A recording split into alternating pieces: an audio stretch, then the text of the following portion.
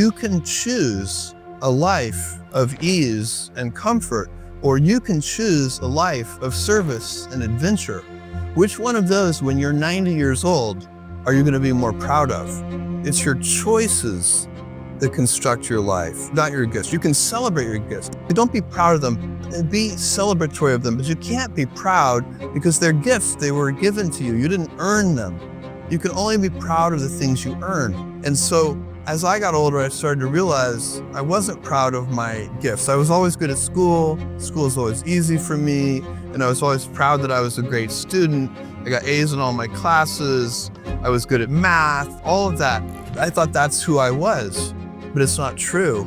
Those are the things that are gifts. What was hard for me is deciding to work hard, deciding to use my gifts in certain ways, to challenge myself, to do things that I didn't think I could do, to put myself in uncomfortable situations. The stress primarily comes from not taking action over something that you can have some control over. So if I find that some particular thing is causing me to have stress, that's a warning flag for me. What it means is there's something that I haven't completely identified, perhaps in my conscious mind, that is bothering me, and I haven't yet taken any action on it. You want to set up your culture so that the most junior person can overrule the most senior person if they have data. And that really is about trying to, there are little things you can do. So for example, in every meeting that I attend, I always speak last. And I know from experience that if I speak first, even very strong-willed, highly intelligent, high judgment participants in that meeting will wonder, well, if Jeff thinks that, I came in this meeting thinking one thing, but maybe I'm not right. So you can do little things like, if you're the most senior person in the room, go last. Any high-performing organization has to have mechanisms and a culture that supports truth-telling. One of the things you have to do is you have to talk about that. And you have to talk about the fact that it takes energy to do that. And you have to talk to people. You have to remind people it's okay that it's uncomfortable. You have to literally tell people it's not what we're designed to do as humans. It's not really, it's kind of a side effect. We can do that. But it's not how we survive. We mostly survive by being social animals and being cordial and cooperative, and that's really important. And so, science is all about truth-telling. It's actually a very formal mechanism for trying to tell the truth. Humans are not really truth-seeking animals. We are social animals. Take you back in time 10,000 years and you're in a small village. If you go along to get along, you can survive. You can procreate. If you're the village truth teller, you might get clubbed to death in the middle of the night. Truths are often, they don't want to be heard because important truths can be uncomfortable, they can be awkward, they can be exhausting. Impolite. Yes. All that kind of stuff. Challenging. Yeah. They can make people defensive, even if that's not the intent. But any high-performing organization, whether it's a sports team, a business, a political organization, an activist group, I don't care what it is, any high-performing organization has to have mechanisms and a culture that supports truth-telling. If you make the wrong decision, if it's a two-way door decision, you walk out the door, you pick a door, you walk out, and you spend a little time there, it turns out to be the wrong decision, you can come back in and pick another door. Some decisions are so consequential and so important and so hard to reverse that they really are one-way door decisions. You go in that door, you're not coming back. And those decisions have to be made very deliberately, very carefully. If you can think of yet another way to analyze the decision, you should slow down and do that. Escalation is better than war of attrition. Escalate to your boss and say, hey, we can't agree on this. We like each other. We're respectful of each other, but we strongly disagree with each other. We need you to, make a decision here so we can move forward. But decisiveness, moving forward quickly on on decisions as quickly as you responsibly can is how you increase velocity. Most of what slows things down is taking too long to make decisions at all scale levels. So it has to be part of the culture to get high velocity. Amazon has 1.5 million people, and the company is still fast. We're still decisive. We're still quick. And that's because the culture supports that. At every scale in a distributed way, Yes. trying to maximize the velocity of decisions. Exactly. There are big things that are really important to manage, and then there are small things. Internally to Amazon, we call them paper cuts. So we're always working on the big things. Like if you ask me, and most of the energy goes into the big things, as it should. So, and you can identify the big things. So when you identify the big things, you can tell they're worth putting energy into because they're stable in time. Okay. But you're asking about something a little different, which is in every customer experience, there are those big things. And by the way, it's astonishingly hard to focus even on just the big things. So even though they're obvious, they're really hard to focus on. But in addition to that, there are all these little tiny customer experience deficiencies. And we call those paper cuts. And we make long lists of them. And then we have dedicated teams that go fix paper cuts, because the teams working on the big issues never get to the paper cuts. They never work their way down the list to get to, they're working on big things as they should and as you want them to. And so you need special teams who are charged with fixing paper cuts. Why do I need to make 100 decisions a day? If I make like 3 good decisions a day, that's enough. And they should just be as high quality as I can make them. We have some very specific ideas of what we want to do, but I believe in the power of wandering. All of my best decisions in business and in life have been made with heart, intuition, guts, not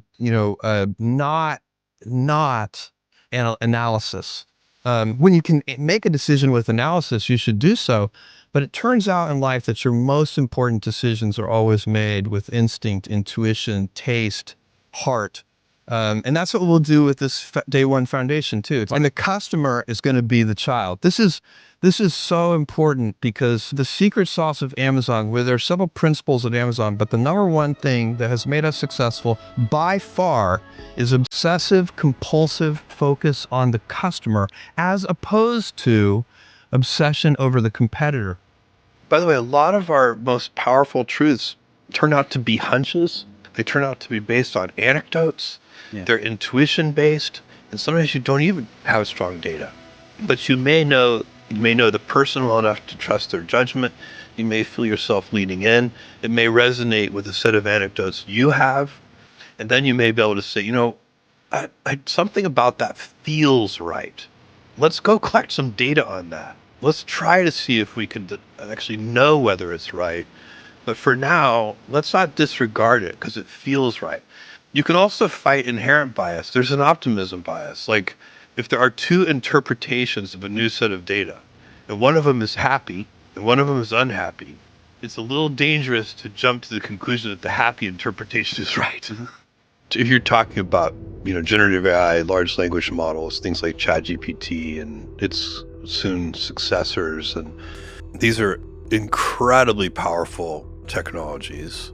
To believe otherwise is to bury your head in the sand, soon to be even more powerful. It's interesting to me that large language models in their current form are not inventions, they're discoveries. The telescope was an invention, but looking through it at Jupiter, knowing that it had moons was a discovery. Like, my God, it has moons. Could you describe a little bit the role of your grandfather? Because John has mentioned it. I think it was really important for you. It was super important for me. And I spent an unusual amount of time with my grandparents, and especially with my grandfather on the ranch. So he had a ranch in South Texas, and I would spend my summers there from age 4 to 16. And when I was 4, they were taking me for the summer to kind of give my parents a break, sort of because they were so young.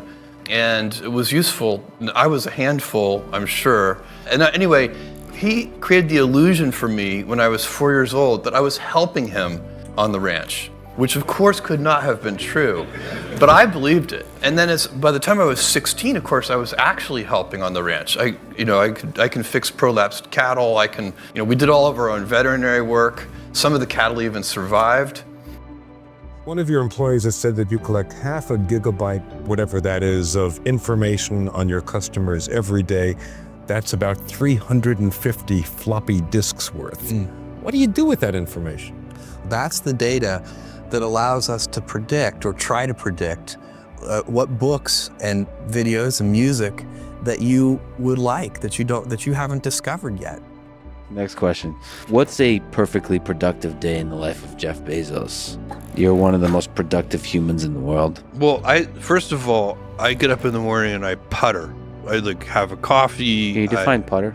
Just I slowly move around. I'm not as productive as you might think I am. I mean, because I do believe in wandering, and I read my phone for a while. I read newspapers for a while. I chat with Lauren. I drink my first coffee. So I move pretty slowly in the first couple of hours. I get up early, just naturally, and then I exercise most days, and most days it's not that hard for me. Some days it's really hard, and I do it anyway. I don't want to, and it's painful, and I'm like, why am I here? And I don't want to do it. Why am I here at the gym? Why am I here at the gym? My perfect meeting starts with a crisp document. So the document should be written with such clarity that it's like angels singing from on high. I like a crisp document and a messy meeting. And so the meeting is about asking questions that nobody knows the answer to, and trying to wander your way to a solution. And that is, when that happens just right, it makes all the other meetings worthwhile. It feels good. It has a kind of beauty to it. It has an aesthetic beauty to it. My routine, on a good day, I do about half an hour of cardio, and I do about 45 minutes of weightlifting, resistance training of some kind, mostly weights. I have a trainer who, I love, who pushes me, which is really helpful. I'll be he'll say, Jeff, do you think can we go up on that weight a little bit? And I'll think about it, and I'll be like, no, I don't think so. And he'll look at me and say, yeah, I think you can. And of course he's right. Yeah, of course. So it's helpful to have somebody push you a little bit. But almost every day you do that. I do almost every day. I do a little bit of cardio and a little bit of weightlifting, and I rotate. I do a pulling day and a pushing day and a leg day. It's all pretty standard stuff. What kind of kid were you? Well, I was a good student. I always worked really hard. I was nerdy. You were nerdy. I was nerdy. That hasn't changed, by the way. I don't really know Elon very well. I know his public persona, but I also know you can't know anyone by their public persona. It's impossible. I mean, you may think you do, but I guarantee you don't. So I don't really know. You know Elon way better than I do, Lex. But in terms of judging by the results, he must be a very capable leader. There's no way you could have, Tesla and SpaceX without being a capable leader. It's impossible. Yeah, I hope you guys hang out sometimes, shake hands, and sort of have a kind of friendship that would inspire just the entirety of humanity. Because what you're doing is one of the big, grand challenges ahead for humanity. Well, I agree with you, and I think in a lot of these endeavors, we're very like-minded. Yeah. So I think, I'm not saying we're identical, but I think we're very like-minded, and so I love that idea. So unfortunately, in companies, what can happen is that you have a one-size-fits-all decision-making process, where you end up using the heavyweight process on all decisions. For everything, yeah. Including the lightweight ones, the two-way door decisions. Two-way door decisions should mostly be made by single individuals or by very small teams deep in the organization. Mm-hmm. And one-way door decisions are the ones that are the irreversible ones. Those are the ones that should be elevated up to, the senior-most executives who should slow them down and make sure that the right thing is being done. If there are two interpretations of a new set of data, and one of them is happy and one of them is unhappy, it's a little dangerous to jump to the conclusion that the happy interpretation is right. You may want to sort of compensate for that human bias of looking for, trying to find the silver lining and say, look, that might be good, but I'm going to go with it's bad for now until we're sure. The way I made the decision to leave Wall Street and do this was, it'll sound geeky to you, but it was a regret minimization framework. So this is how I actually made So if I understand it, if I can translate that into English I can deal with, does that mean I want to live my life so that in a few decades from now I'm not going to regret it? That's exactly right. I want to have lived my life in such a way that when I'm 80 years old, I've minimized the number of regrets that I have. And I think actually a lot of people do that. I think they, even if they don't, call it something as dorky as regret minimization framework, they behave that way anyway. They think that way. But for you, it was not carpe diem. It was not wine, women, and song. No.